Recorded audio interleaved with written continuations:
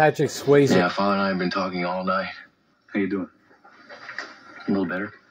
You know, Tokyo's a pretty spiffy town. Talk about the You don't wanna Bible. wear that outfit. It looks like it's been slept in. This is a Doc, just watch if the it's rest okay with of you, this. I'd like to stay here a couple more days with Dan. Otherwise, he's Unbelievable. gonna wonder where I went, and I don't want him to worry about me. Now, the sooner the doctors at Tokyo General get a look at you, the better. Why? So they can start treating you right away. Right away? What for? There's always a chance. Who are you trying to kid?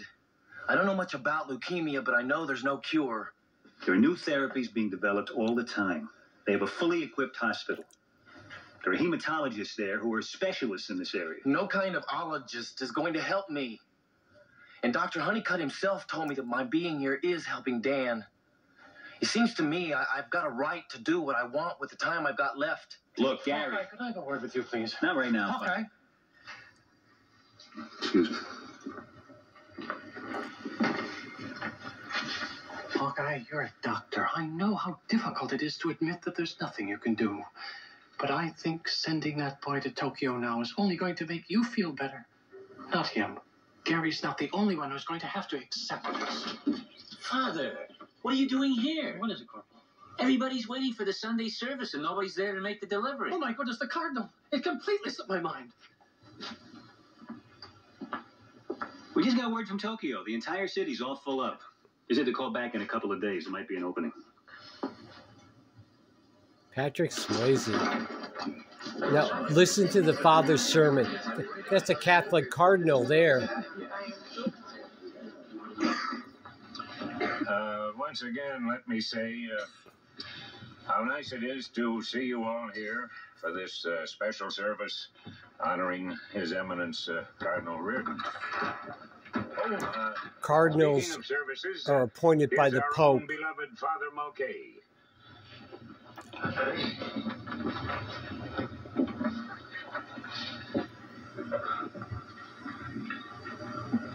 Well, good morning. Well, here we are. It's Sunday again. I'm sure you've all come expecting to hear a sermon.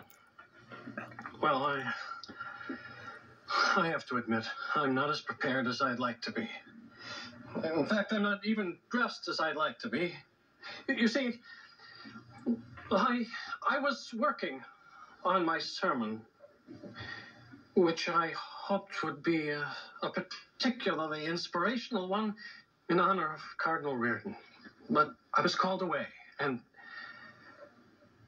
well, to be honest, I never got back to it.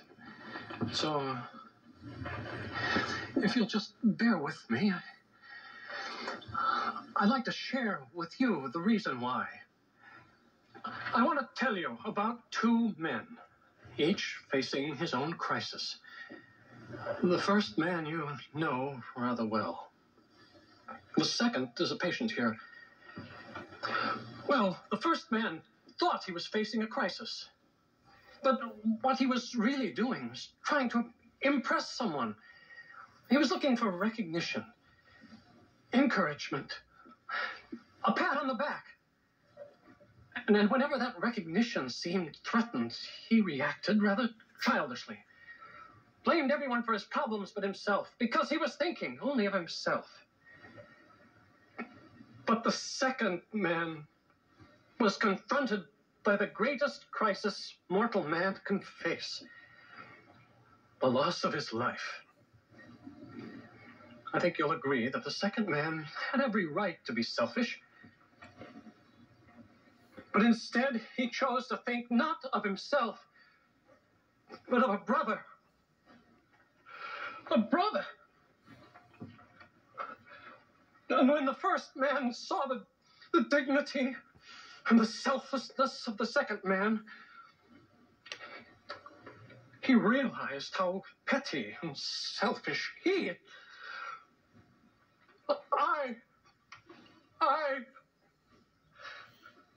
I had been.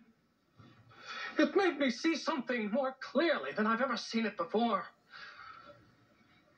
God didn't put us here for that pat on the back.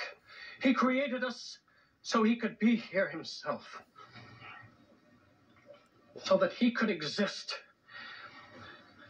in the lives of those he created in his image.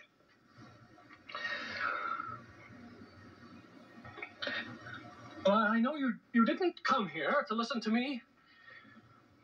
It gives me great pleasure to introduce His Eminence, Cardinal Reardon.